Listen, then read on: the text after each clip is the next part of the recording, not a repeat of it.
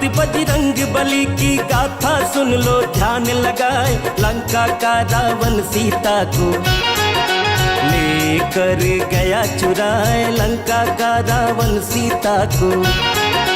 महाबली बजरंग बली के नाम सबको गया सुझाए। राम भक्त बजरंग बली की गाथा सुन लो ध्यान लगाए। राम भक्त बजरंग बली की। कब तक हम लोग बाहर बैठे रहेंगे ठंडी में? ये लोग तो महीने भर का राशन पानी अंदर लेके चले गए हैं। हम लोग एक वक्त का खाना खाने के लिए तड़प रहे हैं। कुछ ना कुछ तो सोचना पड़ेगा। बली की